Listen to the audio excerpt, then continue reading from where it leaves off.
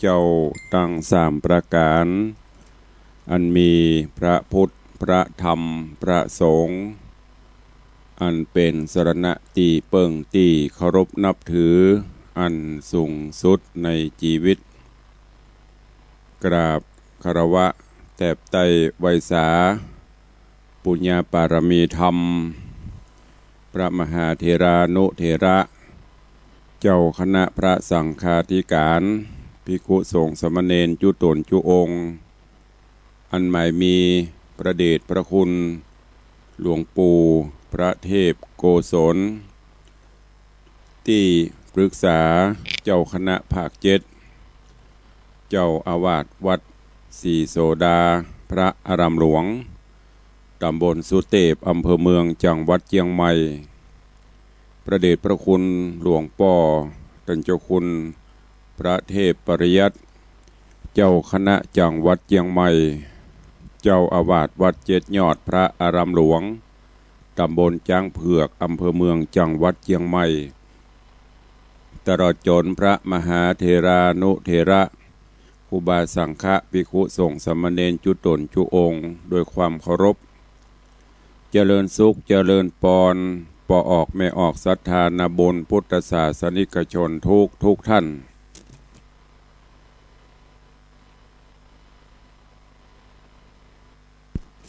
ก็ขอน้อมต้อนรับทุกท่านเข้าสู่รายการมรดกธรรมกับเมืองทางสถานีวิทยุพระพุทธศาสนาแห่งชาติและสังคมคลื่นเพื่อการศึกษาพระพุทธศาสนาและวัฒนธรรมส่งสัญญาณกระจายเสียงจากห้องส่งสถานีวัดฝ่ายหินตำบลสุเทพอำเภอเมืองจังหวัดเชียงใหม่ในระบบคลื่นความถี่ FM 104.50 เมกะเฮิรตซ์สถานีวิทยุวัดหนองกายตำบลสันปัญญางอำเภอแม่แตงจังหวัดเชียงใหม่กระจายเสียงในระบบคลื่นความถี่ FM 99.75 102.0 และ 89.25 เมกะเฮิรตซ์สถานีวิทยุ CM77 วิทยุอินเทอร์เน็ตล้านนากระจายเสียงในระบบคลื่นความถี่ 97.5 เมกะเฮิรตซ์สถานีวิทยุพระพุทธศาสนาจังหวัดเชียงรายกระจายเสียงในระบบคลื่นความถี่ 99.50 เมกะเฮิรตซ์สถานีวิทยุคลื่นพระพุทธศาสนาและจริยธรรม FM 96 เมกะเฮิรตซ์ตลอดจนวิทยุชุมชนเสียงตามสายห่อกระจายข่าวตามวัดวาอารามตามหมู่บ้านต่างๆที่ได้เปิดสัญญาณให้ญาติโยมทั้งหลายได้สดับรับฟังเสียงธรรมะในยามเจ้าอยู่ในขณะนี้รายการนี้ดำเนินโดยอาตมาภาพพระครูวิสิทธิ์ศิลาภรณ์เจ้าคณะตำบลป่าแดดเจ้าอาวาสวัดวังสิงห์คำตำบลป่าแดดอำเภอเมืองจังหวัดเชียงใหม่เป็นผู้ดำเนินรายการพบปะกันวันนี้ก็เป็นวันมหาอุโบสถศีลเป็นวันพระวันศีลวันพระศีลใหญ่ศีลหลวงวันพระวันศีลเดือน4เพ็งวันนี้ยามเช้าแต่ละวัดแต่ละวาก็คงจะมีกิจกรรมนักก่อนที่จะได้ได้ได้จ๋าก็จะนำปาญาติโยมศรัทธาเข้าเฝ้าองค์พระสัมมาสัมพุทธเจ้าให้ก่อนเนาะโดยการร่วมกันไหว้พระสวดมนต์สมาทานศีลเพราะเป็นประจำรายการเมื่อไปตรงกับวันพระวันศีลก็จะได้นำปาปอออกไม่ออกศรัทธาไหว้พระนบธรรมสมาทานศีลแล้วก็ก่อยฟังน้ำฟังธรรมฟังสาระข้อคิดต่างๆกันต่อไปโอกาสบัดนี้เจิญจวนทุกท่านกลั่นจิตหื้อใส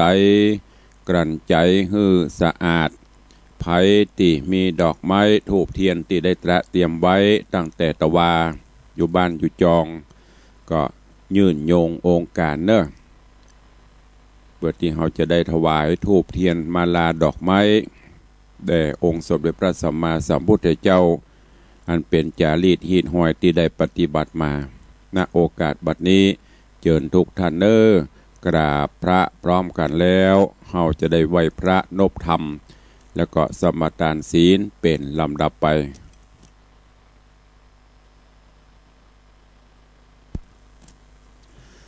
อิมินาสการเรนะพุทธังอภิปู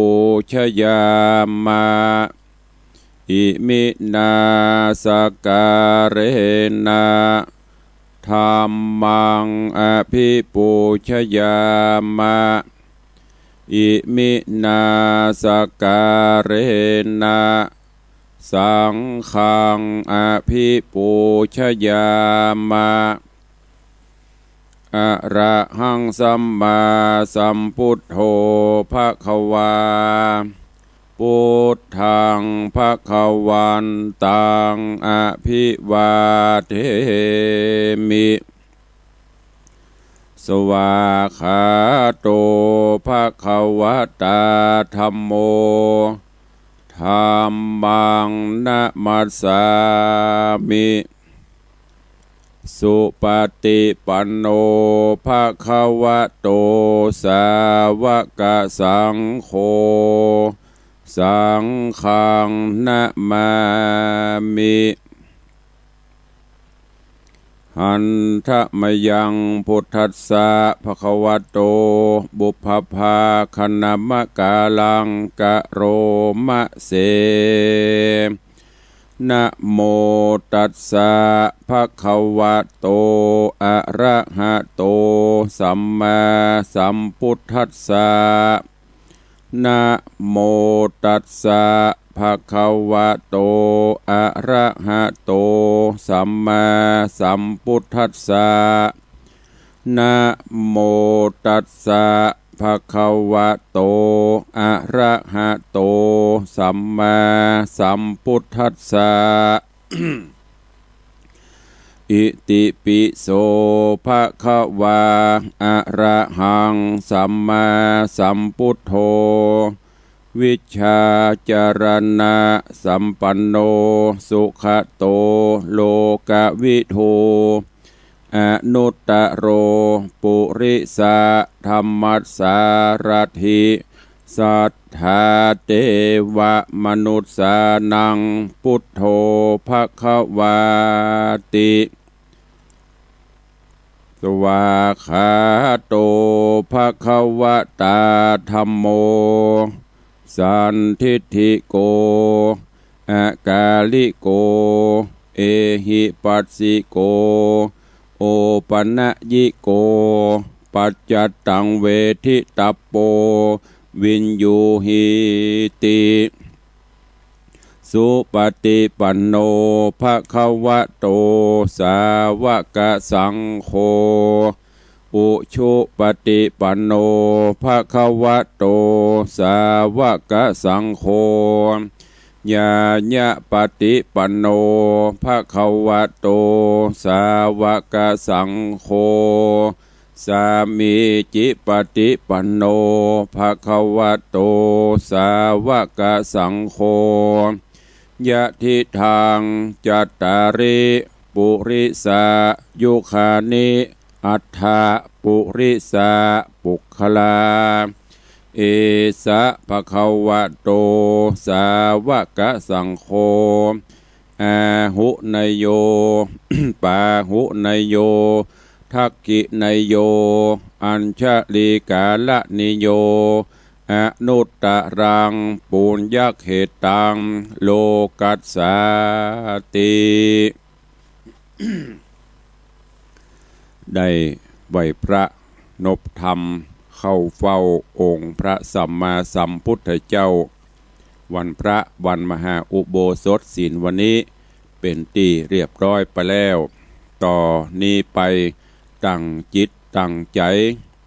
ปฏิญาณตนสมทานศีล5ข้อวัดปฏิบัติเบื้องต้นอันเป็นหลักแห่งมวลมนุษยชาติ เพื่อความสงบสุขร่มเย็นตั้งแต่ระดับครอบครัวไปจนถึงระดับโลกถ้าทุกท่านทุกคนมีศีล5 ข้อนี้โลกนี้ก็จะมีความสุขโลกนี้ก็จะร่มเย็นตั้งจิตตั้งใจ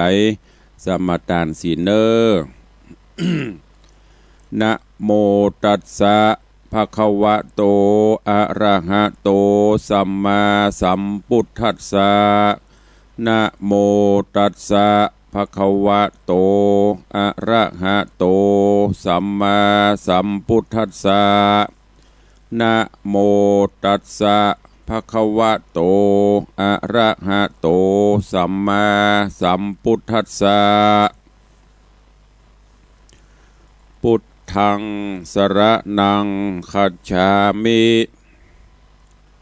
ธัมมังสรณังคัจฉามิสังฆังสรณังคัจฉามิตุติยัมปิพุทธังสรณังคัจฉามิตุติยัมปิธัมมังสรณังคัจฉามิตุติยัมปิสังฆังสรณังคัจฉามิ ตติยัมปิพุทธังสรณังคัจฉามิ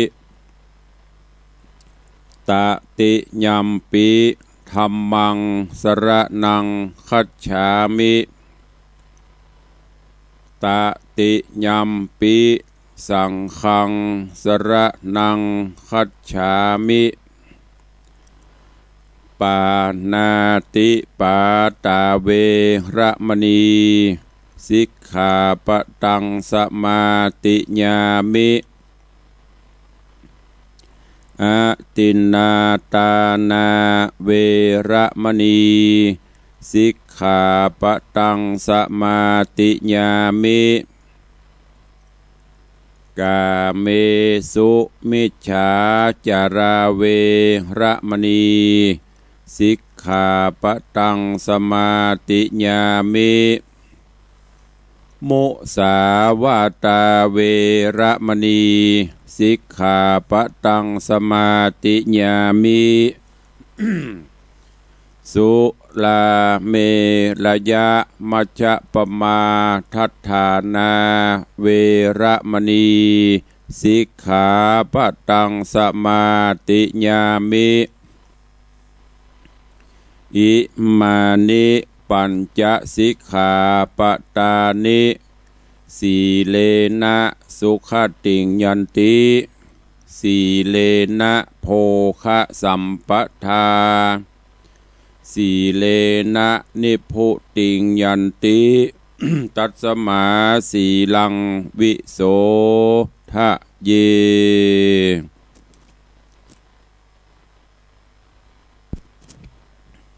ได้ไหวพระได้นบธรรมได้สมาทานศีลครบถ้วนจิตใจเบิกบานแจ่มใสวันพระวันศีลลูกเจ้ามาทำกิจวัตรส่วนตัวอาบน้ำอาบท่าปากันไหวพระนบธรรมบุญกุศลเกิดขึ้นจิตใจสงบเยือกเย็นเบิกบานแจ่มใสธรรมะของพระพุทธเจ้าเพิ่นบอกว่ารู้ได้เฉพาะตนคำว่ารู้ได้เฉพาะตนก็คือเฮาทำไปจิตใจเฮาเป็นจะได้มีไผฮู้เฮาฮู้โดยแก่ใจของเฮาว่า เวลาเฮาได้ไหว้พระได้นบธรรมได้สร้างกุศลคุณงามความดีความปราบปลื้มความอิ่มใจปีติมันเกิดขึ้นอาการมันบอกบ่ถูกความปีตินี่นะสร้างคุณงามความดีตรงกันข้ามกับความวิตกกังวลตกใจที่เขาได้สร้างบาปสร้างอกุศลมันมักหม่มอยู่ในขันธสันดานกึดคิดอยู่หั่นทำให้จิตใจเศร้าหมอง แต่ตรงกันข้ามเราสร้างกุศลคุณงามความดี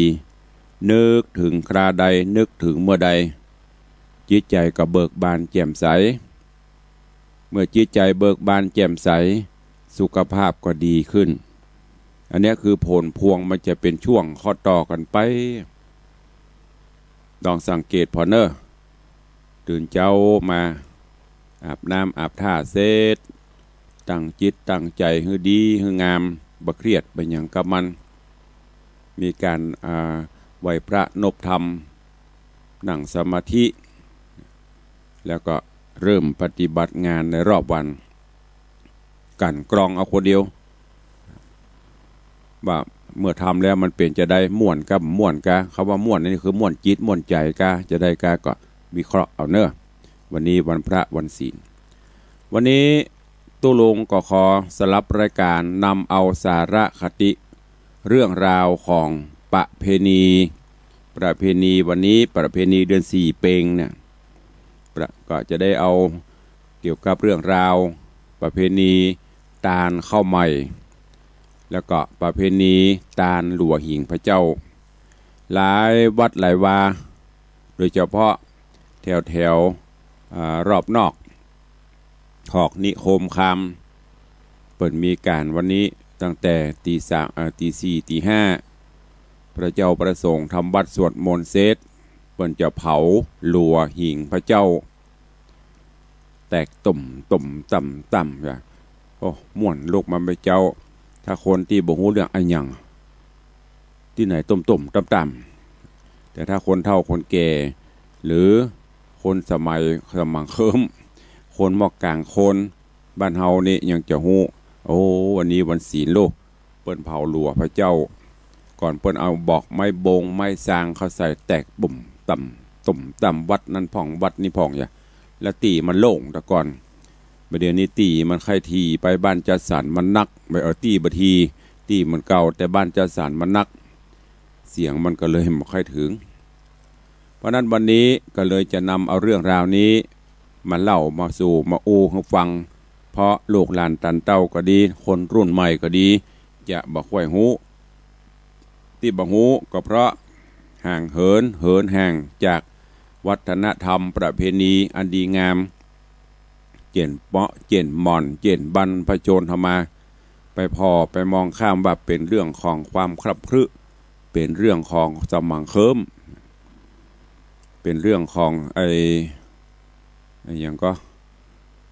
คนสมัยก่อนรุ่นใหม่ประทับมันก็เลยบ่ค่อยหู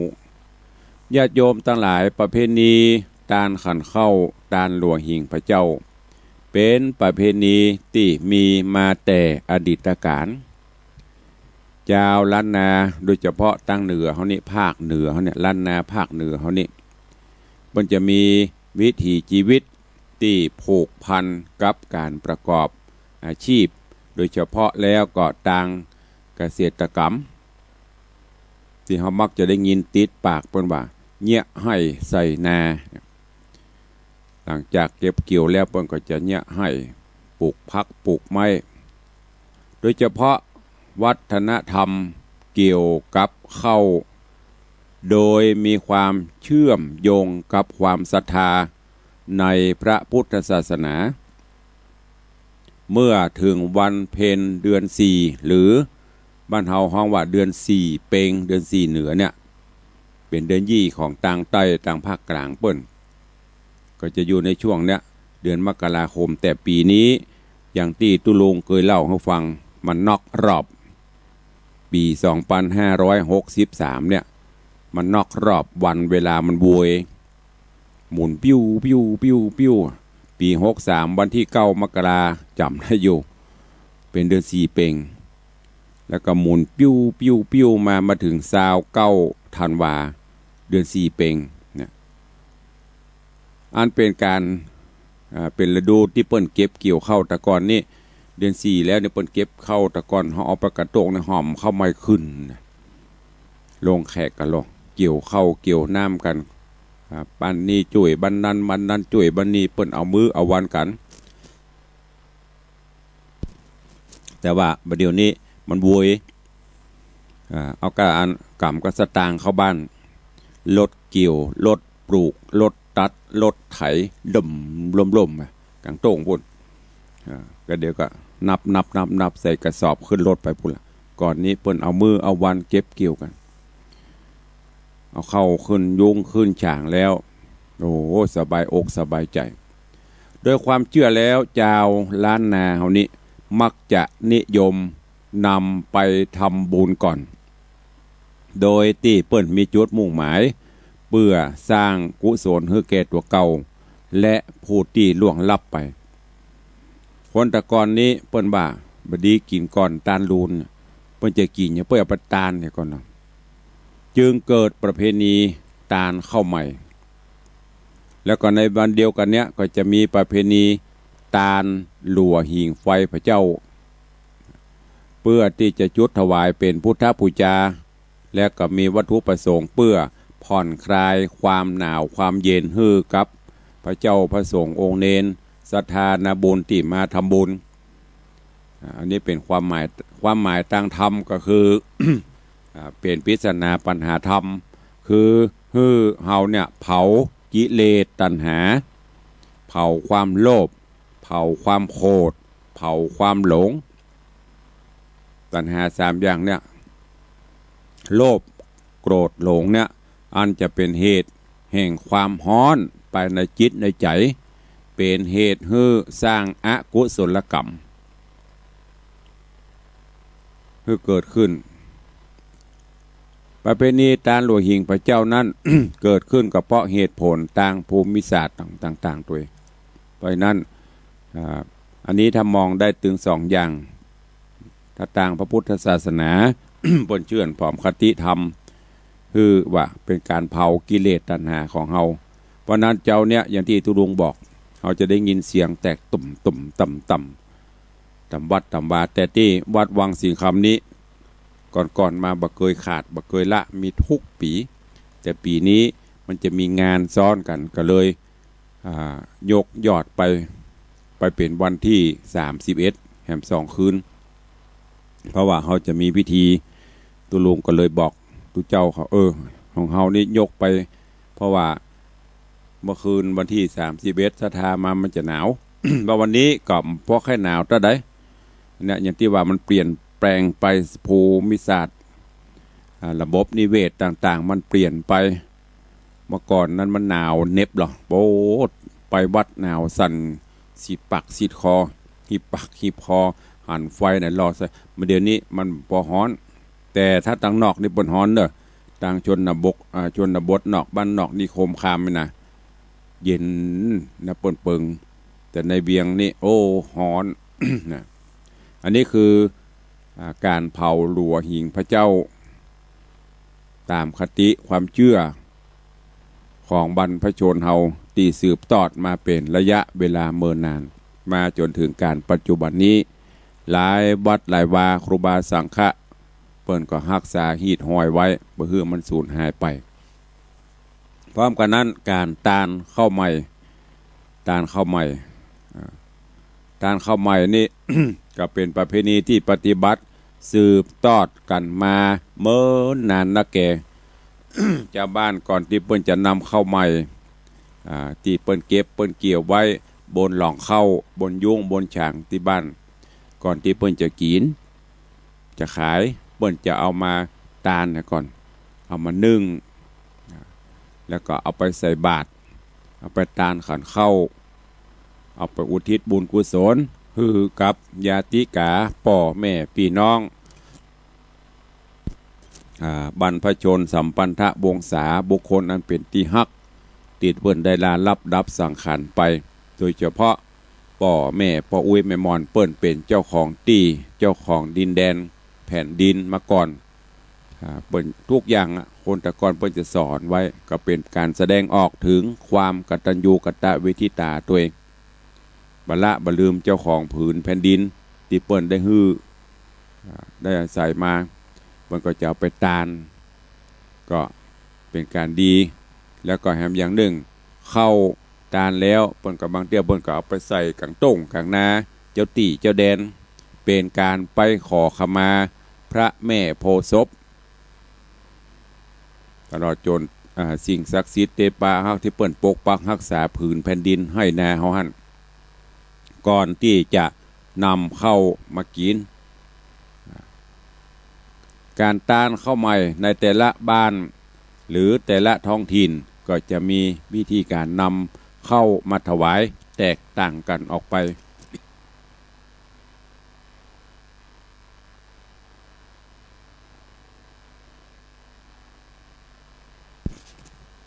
ขอสุมาเนอะเริ่มมันจะไอต้องปิดไมค์เปิ้นจะเอามานึ่งพ่องหรือเอาไปจีพ่องแป่งข้าวหลามพ่องเนี่ยมีสปะวันนี้นะข้าวหลามกะทิพ่องข้าวหลามเมืองพ่องข้าวจีนี่มันค่อยมีละก่อนเปิดตาลเหมือนกันหรอเปิ้นแป้งนิ่มๆแป้งเอาอย่างข้าวใส่ตาลแป้งข้าวจีเด่นต้องจีกินเองเอามาใส่บาตรญาติปกพระเจ้าประสงค์นะวันนี้พระว่าตาลเข้าใหม่ทีนี้ตาลหลัวหิ่งไฟพระเจ้าอย่างที่ตุลุงบอกไปตะกี้บางที่ก็ยาวถ้าเป็นพื้นที่กว้างในปดโตเป็นเล่มแต่ก่อนนี้พอออกเดือน3มานี้พระเถรเน้นเจ้าเพิ่นจะไปแล้วหรอเป็นการไปเยี่ยมไปเยือนศรัทธาตัวถ้ามองในแง่นี่นะเยี่ยมเยือนศรัทธาตำนาเปิ้นเนี่ยให้ใส่นาแล้วก็ไปเสาะหลัวพระเจ้าตัวศรัทธาก็ไปบางพ่องเพิ่นก็เอาเต่าอายุปดโตเผาตะกอนนี่กองบะเล่นเนี่ยศรัทธาเปิ้นเอามาหอมกันหรือบ้านก็คนเล่ม2 เล่มพระสงฆ์องค์เน้นเขาช่วยกันตัวเอามาเลาะไปเสาะไม้ฉ่ำชาพ่องไม้จี้พ่องไม้อย่างตำต้งที่ปอจะได้ไม้พักกระถินอย่างก็ได้ก็เอามาเลาะตากไว้พอถึงเดือน4มันก็แห้งพอดี ญาติโยมทั้งหลายความเจ้าล้านนาเฮาพห้องว่าหลัวหรือฟืนหิ่งไฟก็คือผิงไฟเนอะคนประเด็นนี้อะไรเป็นผิงไฟหิ่งกับผิงพระเจ้าหลัวหิ่งพระเจ้าในที่นี้ไม่ใช่พระเจ้าศาสนาอื่นนะพระเจ้าในที่นี้ก็หมายถึงองค์พระสัมมาสัมพุทธเจ้าเพิ่นจะไปเสาะไม้มาแปลงมาหยังกันพอเรียบร้อยอย่างตะวานี่เพิ่นก็จะเอามาสูมกล่องกันไว้กลางลานวัดหรือตัดที่หน้าวิหารตามความเหมาะสมของสถานที่แต่ละที่แบ่งเป็นวงกลมสุ่มขึ้นนะพิธีการต้านหลัวหิ่งพระเจ้าเพิ่นก็จะมีปู่จานหรือว่ามัคคนายกผู้ที่ได้รับมอบหมายให้จัดเตรียมพานข้าวตอกดอกไม้เพราะว่าขันน้ำตาลแล้วก็หลัวจำนวน1 มัดถวายพระสงฆ์แล้วก็ไหว้พระหับศีลกล่าวกรรมถวายเอาขันไปเกณฑ์ต่อหน้าพระเจ้าบางแห่งก็เกณฑ์ประธานสงฆ์พระสงฆ์ฮือปอนตามประเพณีของแต่ละท้องถิ่นนะจากนั้นก็เวลาประมาณอย่างที่บอกไปตะกี้ตี 4 ตี 5เพิ่นก็จะจุดจะเผาตุ่มต่ำเพื่อศรัทธามาวัดเพื่อศรัทธามาทำบุญก็จะเป็นท่านไฟแดงปรึ้งใส่ขันดอกขันเดือกเสร็จแล้วก็ก่อนที่จะได้เวลาขึ้นโบสถ์ขึ้นวิหารศรัทธาก็จะป้ากันมาหิ่งไฟได้ตึงพระเจ้าได้ตึงปอออกไม่ออกศรัทธาอันนี้คือประเพณีเดือน4เป่งเนอะแล้วก็แหมอันนึงก็คือตาลเข้าโลนบาทพี่น้องศรัทธาก็จะนำเอาข้าวสารพ่องข้าวเปลือกพ่องเอามาใส่ในบาทนักเข้ามันก็จะโลนก็เป็นสิ่งบ่งบอกอันเนี้ยคือตักตวงไว้คือคุณงามความดียิ่งทำนักแต่ใดจนมันโลนก็จะดีถ้าบ่ทำบาทกวงโคกโลกก็เป็นในมองในได้หลายมุม เข้าดอยแต่ก่อนว่าเข้าดอยนั่นแต่ก่อนอย่างที่ตุลุงเคยเล่าให้ฟังไปเปิ้นจะขอเมตตาไผที่มีนานักเนี่ยเข้านานักเปิ้นก็จะขอนักหน่อยก่อนเพราะว่าเป็นต่าง2 ต่างนี่จะมี3 ถังถ้าจำบ่ผิดเป็นต่างคนต่างพ่อง2 ต่างพ่อง3 ต่างพ่องเอามากองรวมกันถ้าสถานนักก็กองใหญ่เหมือนอย่างม่อนดอยนะม่อนตาลเข้าดอยตาลดอยเข้า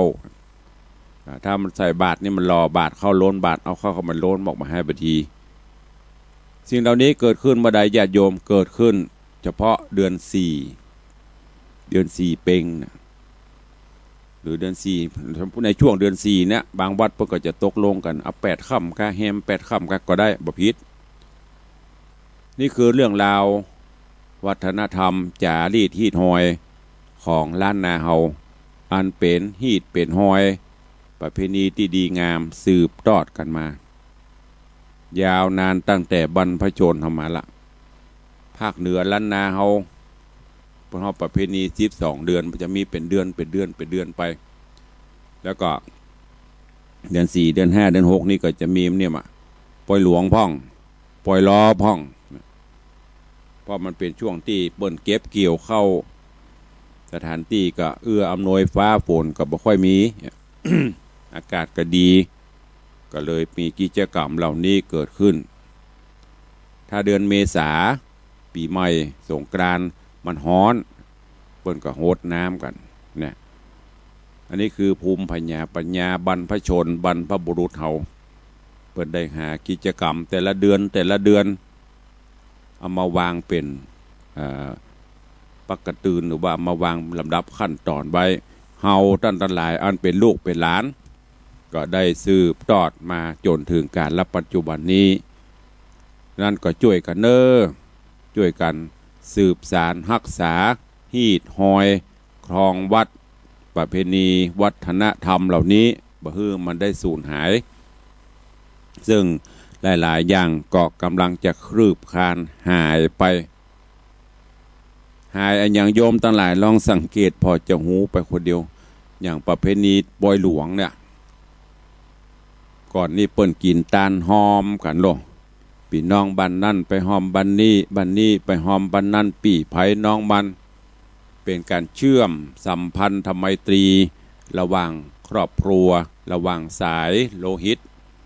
สายสัมพันธ์พี่น้องเนี่ยบุญอันเนี้ยคือจุดวัตถุประสงค์หลักที่เปิ้นมีกิจกรรมต่างๆแต่ปัจจุบันนี้การจะไปห่วมกินห่วมตานกันหายไป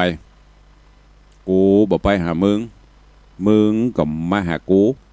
ปี่บ่ไปหาน้องบ่ไปหาปี่ป้าเอาอาก็เหินห่างจากกันไปสถาบันครอบครัวความใกล้ชิดก็ลดลงไปอันเนี้ยญาติโยมต่างหลายเมื่อก่อนนี่มันม่วนนะเพิ่นจะต้านสลากจะต้านปล่อยหลวงมื้อนี้เห็นเต้นเต้กันไปลงโอ้วันนี้จะไปวัดวังสิงคำเนอะแต่ละบ้านละจองตุเจ้าเพิ่นก็ประกาศศรัทธาอย่างน้อยกับวันละ10 คน20 คนเหมารถ มากันแห่ก้องแห่กองเพิ่นถึงบอกว่าเสียงก้องเสียงกองเสียงมองต่ำเข้าเสียงตุเจ้าเตะธรรมเป็นเสียงอันเป็นวัฒนธรรมอันดีบ่งบอกถึงความเจริญก้านกุ่งรุ่งเรืองของวัฒนธรรมของประเพณีต่างๆจิตใจเบิกบาน แต่ปัจจุบันนี้แทบจะไม่ได้ยินละเสียงกองชิ่งม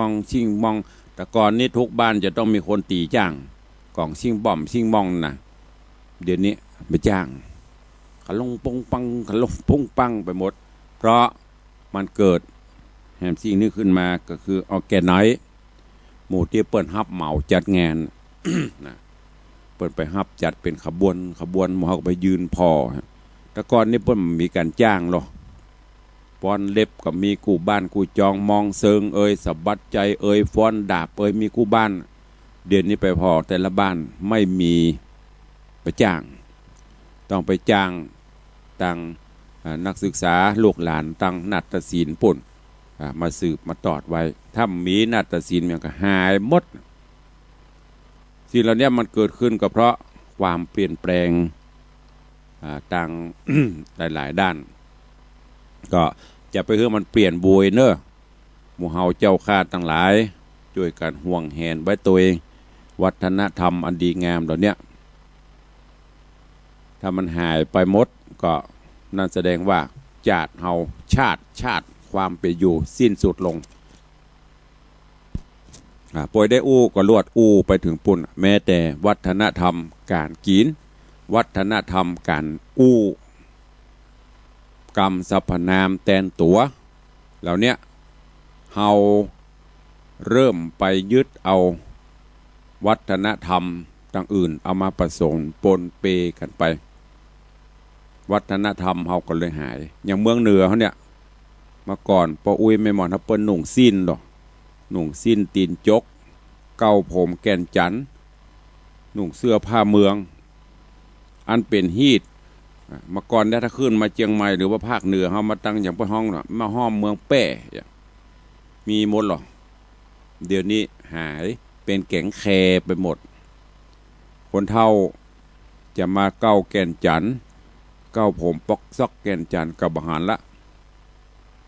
เพราะนั้นญาติโยมทั้งหลายตั้งแต่อาตมาตุลุงประเทศที่เล่นที่ยิงอย่างวันนั้นประเทศสารปีกันอู้เล่นเปิ่นคนเฒ่าตะกอนนี่หลวงพ่อหน้าตาเบิ่นใบเหี่ยว หน้าตาอิ่มเอิบเบิกบานส่วนหนึ่งก็มาจากเนี่ยเรื่องทรงผมเปิ้นเก้าแก่นจันเนี่ยเวลาเปิ้นเก้าแก่นจันอย่างที่แม่อุ้ยเคยบอก1 บาทก็เต่งตึงได้นะเปิ้นเอาเก้าแก่นจันแล้วเปิ้นสระผมเวลาเปิ้นสระผมดำหัวนะ เปิ้นสยายผมเอามากำปดโตยาวจะเป็นว่าพุ่นสระเสร็จเรียบร้อยเจ็ดเป่ามันแห้งดีเปิ้นก็ม้วนไว้เหมือนเก่าเอาหวีแต่ก่อนนี้จำได้เส้นผมแม่อุ้ยหม่อนนี่เวลามันเปิ้นบีมันมีน้อยเปิ้นบ่ขว้างหรอเก็บหอมใบจนมัดจอกป๊อกอย่างอันห่างมานี่เปิ้นเอาห้อยว่าปุ่นหิ้งปุ่นผมป่อผมแม่อย่าบ่ได้ขว้างพออู้ถึงเรื่องแกนจันเปิ้นเก้าแกนจันม้วนเข้ามันเข้าโยมตลาดลองนึกพอ เวลาเฮาม้วนผมเส้นผมกับหนังหัวมันดึงขึ้นอย่าดึงขึ้นหน้าผากเพิ่นจะตึงนะ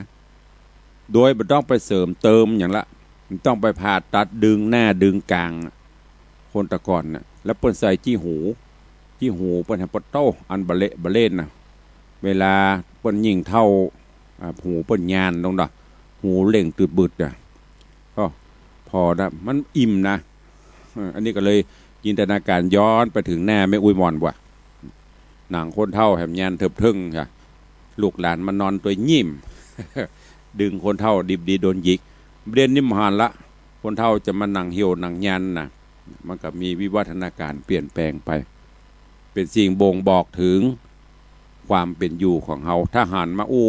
ถ้าได้มาได้ยินเจ้านะแสดงว่ามาจากทางเหนือเชียงใหม่เชียงรายละปูนลำปาง เดี๋ยวนี้เป็นขาของตาของยายตายายไปทางหน้าติดคำว่าอุ้ยกับบะหันละ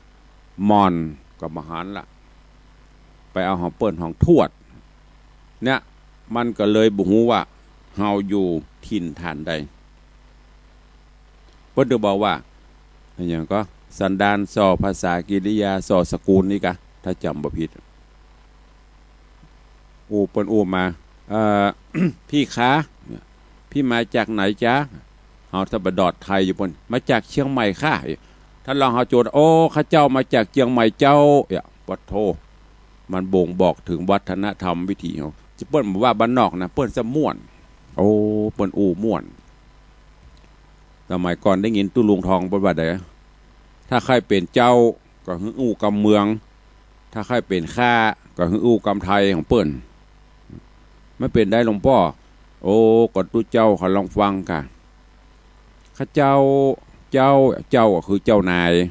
ถ้าขาเนี่ยไปขี้ข้าเปิ้น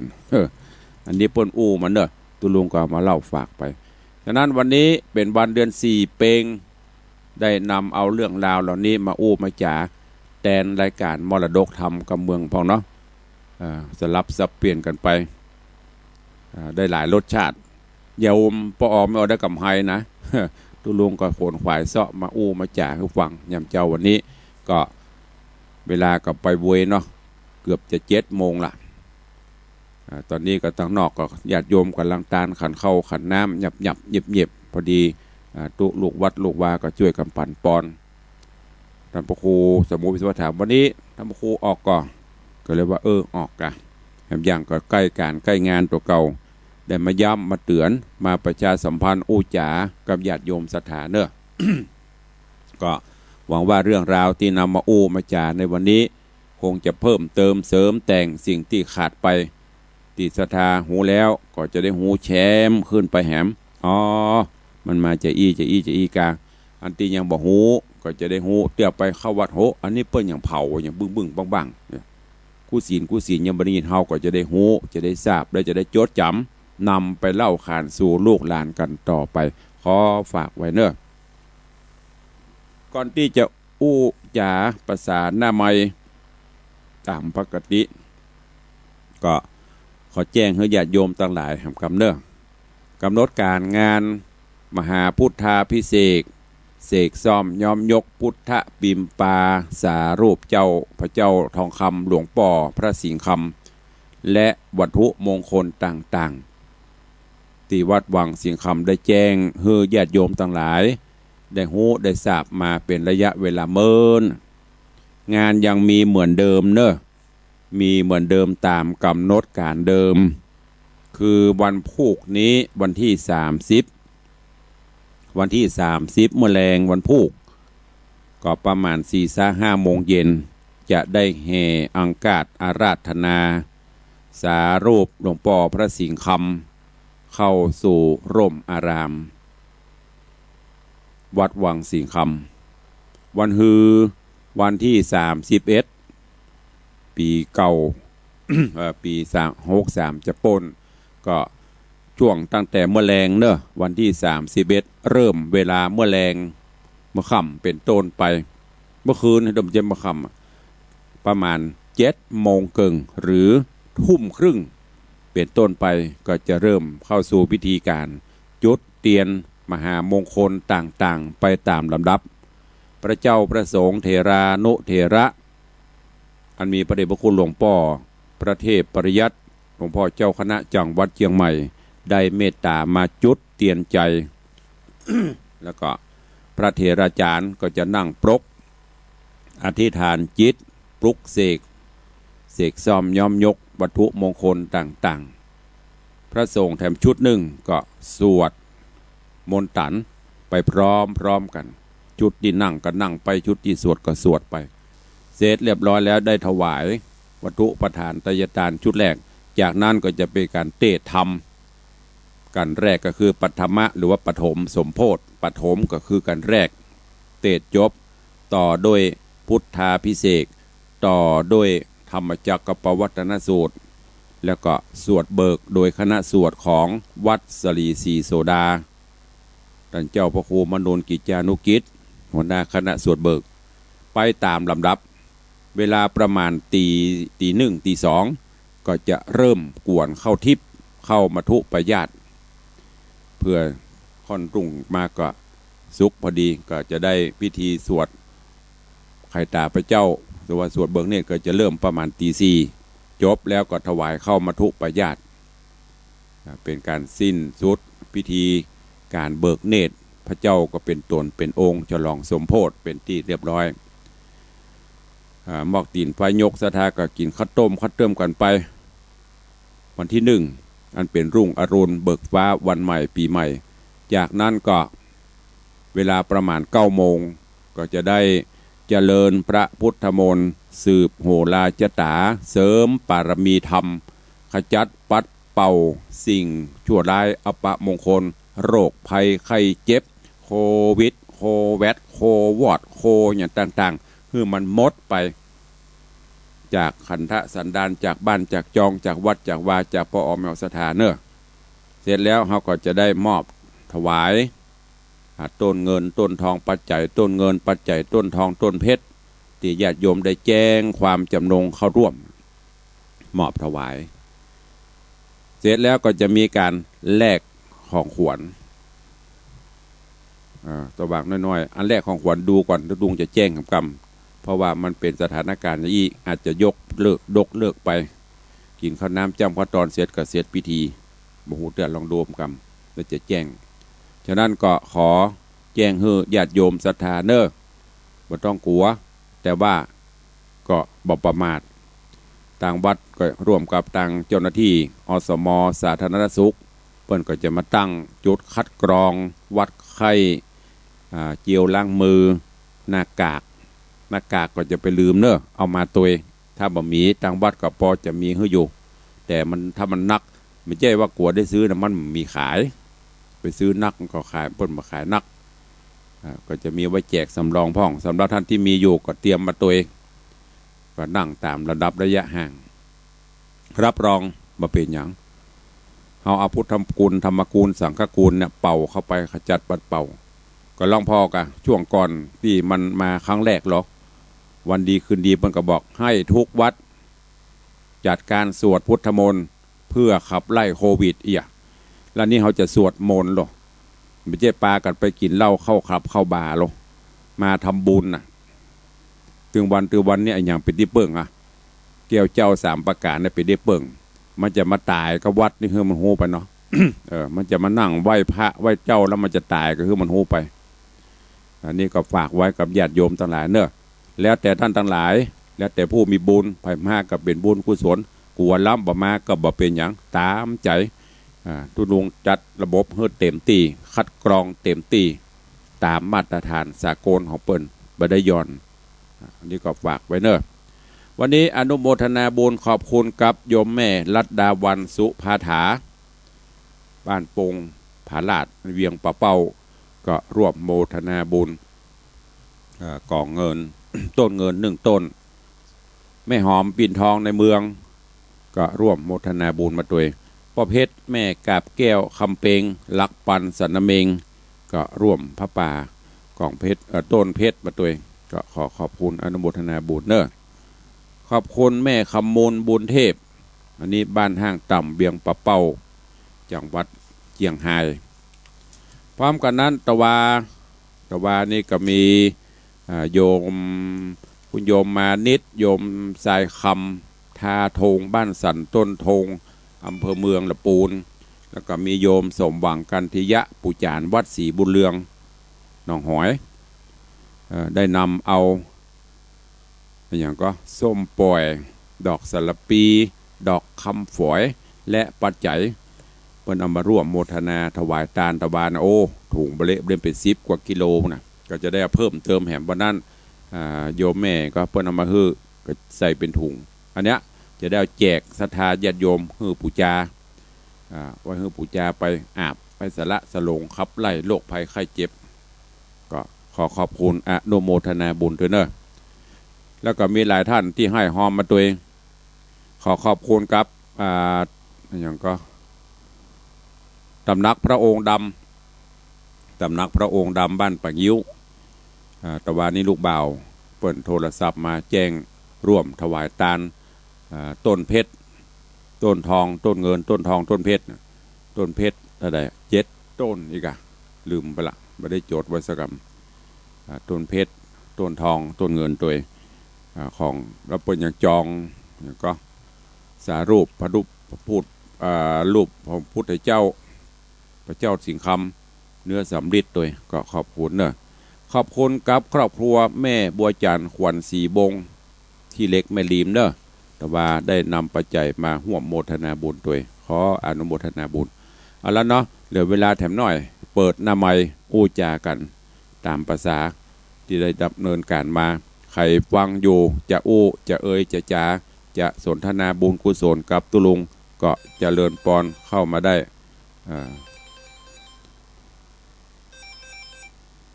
ถวายบังคมฟังอยู่นะครับตุลุงครับคนเป็นกำลังใจให้เด้อครับขอบคุณครับครับไว้สาครับตัวประกาศประตูเชียงใหม่ครับถ้าบอยู่กาดบัโทรมา อยู่กาดประตูเชียงใหม่โทรมาขอบคุณพี่เบี้ยว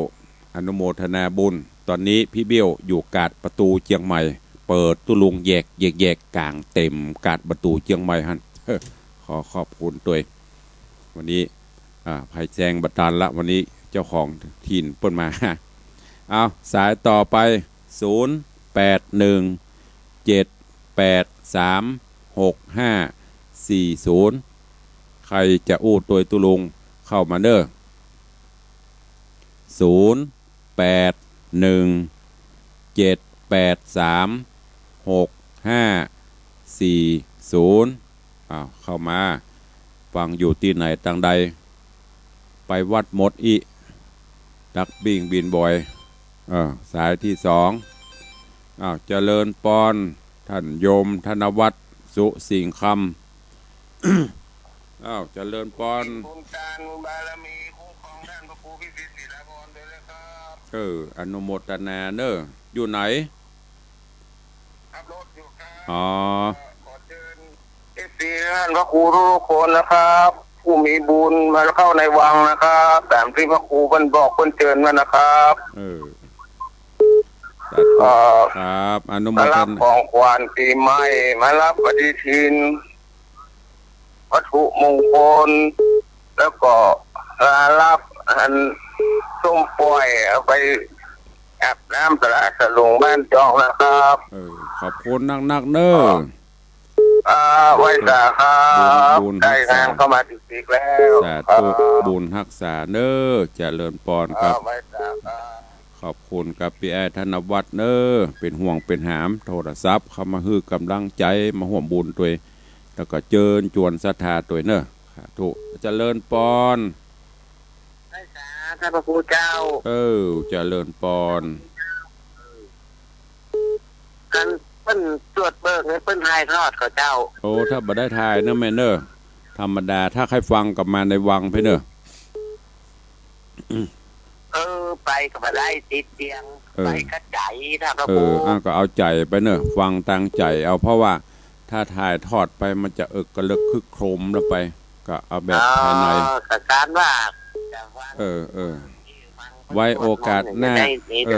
ฟังรายการอื่นไปก่อนเนาะบ่ได้ถ่ายทอดสดเนอะสาธุอนุโมทนาเจริญปอนโยมแม่ปานีฮัลโหล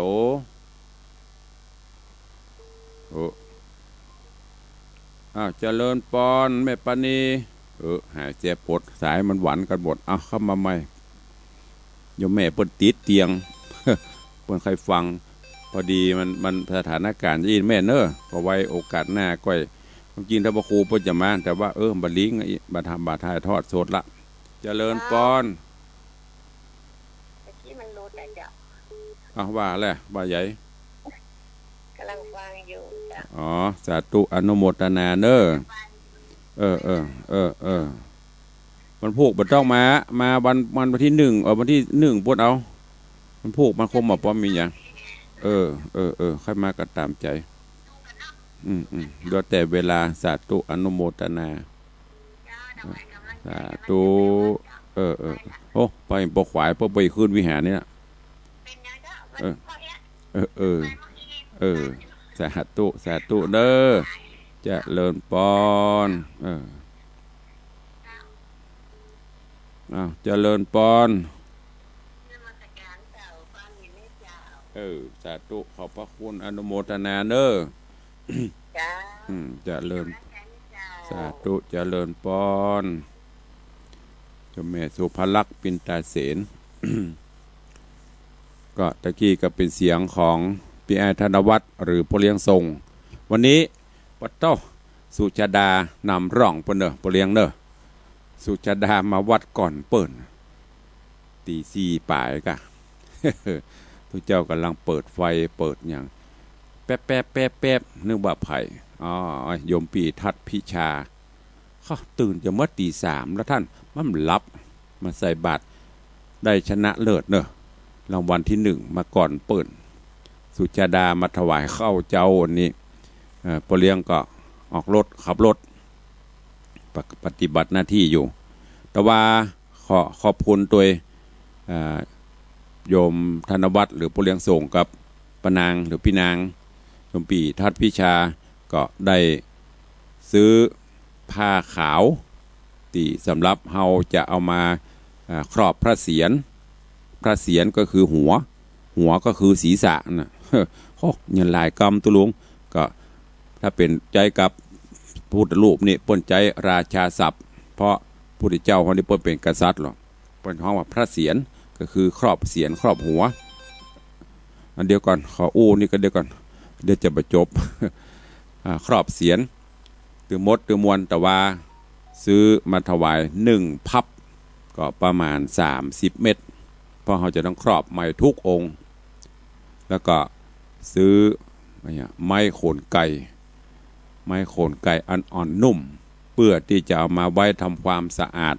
จารูปพุทธเจ้าใจผ้าเจ็ดกับได้ละทองมันจะลุดก็ต้องกล้องใจไม้โขนไก่นิ่มๆปัดพร้อมกับปัจจัยเป็นก้าติดทองปิดไฟสปอตไลท์ส่องพระเจ้าก็ขออนุโมทนาบุญเนอะเกือบ10,000แต่ว่านี้เกือบ10,000แต่ยังไม่ถึง10,000เติมไปเรื่อยๆก็เดี๋ยวมันถึงขอบคุณกับพี่ไอธนวัฒน์ยมปีทัดพิชาสุสิงคำเลี้ยงส่งมาเลี้ยงนางตัวโอ้มาวัดมาได้ตึมมาบดายไปยังก็ยังบ่เดินติดไม้ติดมือมาก็เป็นห่วงตะกี้ก็โทรเข้ามาเจิญญาติธรรมมีแค่คนไข้หันปะตะนะก็มาพอเด้อคนบุญมหาอุบาสกมหาอุบาสิกาจะว่าเป็นกู้บุญบารมีกับทุเจ้าก็แม่นคำว่ากู้บุญบารมีใดเปิ้นมีอย่างเปิ้นก็มาให้มาหอมเตื่อมตุ้มแถมสัมปติบารมีธรรมด้วยกันก็อนุโมทนาขอบคุณด้วยเอาละเนาะเวลาเหลือแถม1 นาทีสุดท้ายใครจะอู้ตัวก็เข้ามาเด้อวันนี้ก็นึกว่าเกือบบ่ขึ้นมาจัดละตั้งลุ่มก็กำลังเตรียมงานเตรียมก็เลยว่าตุเจ้าลองตุเจ้าน้อยเขาปฏิบัติหน้าที่ฮือปอนญาติโยมได้คนก็มอกมาให้บดีก็ยังที่บอกไปแต่เกี้ยมันเริ่มจะจางจะหายไปแล้วก็ประกอบกับกลัวตัว บ่ใครออกบ้านออกจองต้องไปกลัวญาติโยมตั้งหลายแต่เฮาบ่ประมาทกลัวล้ำตระหนกล้ำบดีจำจะตายก่อนนั้นไว้อย่างก็โควิดทั้งหมดเจริญปอน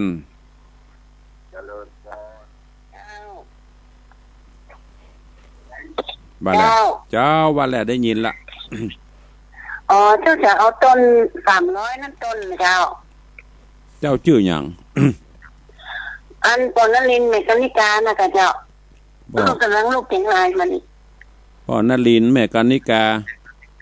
กันเงินเจ้านลินกานิกาเจ้าจันเงินเจ้าจันทรอเจ้าแจ้งมาละกรรมละกะเจ้าแจ้งมาแล้วบ่ต้องแจ้งซ้ำเดี๋ยวจะงงตู้ลุงมาจดบัญชีตู้ลุงไล่ซ่อมสตางค์ถ้าแจ้งตัวเจ้าอันนี้ตีว่าเจ้า300นั่นน่ะก็ถามตะกี้ว่าแจ้งแล้วกับเจ้าบ่ได้แจ้งเตือนจะได้กันแน่แจ้งตัวเจ้าแม่ป้อนลินแม่กันนิกาจันทรเนาะจันเงินเจ้าจันเงิน บ้านอย่างก็อยู่บ้านช่างเขียนเนี่ยเจ้าอ๋อช่างเขียนในเมียงเนี่ยเนาะเจ้า30,000อย่าเจ้าใจเนาะ300แล้วก็มีหมายเลขบัญชีแล้วเจ้าเดี๋ยวหลังไมค์เนอะเสร็จรายการแล้วโทรเข้ามาเดี๋ยวจะบอกเนอะเจ้ามาใช่มาแล้วก็มีหมายเลขโทรศัพท์หมายเลขธนาคารนี่นะเจ้ามีแล้วก็โอนมาเลยไม่มีปัญหาตามนั้นเจ้าสาธุอนุโมทนาเด้อเดินปอนขอบคุณอนุโมทนาปอนรินแม่กันนิกาจันเงินบ้านจังเขียนรวมโมทนาบุญถวายต้นเงินอันที่แจ้งมาแล้วตุลุงประกาศแล้วบ่ต้องแจ้งมาหลายเตือนเนอะเพราะว่าตุลุงจะลืมก็ได้จดชื่อหมดแล้วมาไล่ซ่อมเพื่อเปิ่นเฮาลืมพอชื่อไงเอาเช็คไปตามบัญชีมาปุ๊บโอ้เป็นว่าซ้ำกันหมูกิตี สตางค์เขาต้องรับผิดชอบหมดเลยเปิ้นหอมมาตะไดก็แจ้งตัวเอาละล้ำเวลาเปิ้นมา2 นาทีแล้วเนาะขอนำรายการจากไปก่อนเด้อจะไปลืมเด้อ1 มกราคมไม่รู้จะไปที่ไหนเชิญพากันเข้าวังสิงห์คำเพื่อสืบชะตาเสริมบารมีธรรมส่วนวันที่31ถ้าสะดวกก็มาร่วมพิธีเสกซ่อมย้อมยกพุทธปิมปาสารูปเจ้าองค์เก่าองค์ใหม่องค์ใหญ่องค์น้อยเด้อถ้าบัดติดการได้ก็เจิญ แต่ถ้าสะดวกก็มันเป่งหรือเป่งลึงเมื่อวัน วันที่ 1 มกราคมตั้งแต่เวลา 9 นาฬิกาเป็นต้นไปมีปฏิทินมีส้มปล่อยอย่างที่ปเลี้ยงส่งหรือว่ามีแอธนวัฒน์ประบอกตะกี้นะก็ส้มปล่อยมนต์เข้าพิธีพุทธาภิเษกให้ญาติโยมศรัทธาได้สักการะบูชาเนอะอยู่ดีมีสุขเหมือนกันจุตนจุองค์จุผู้จุโขนเนอวันนี้ขอนำรายการจากไปก่อนเนอจัตตาโลธรรมาวัตัน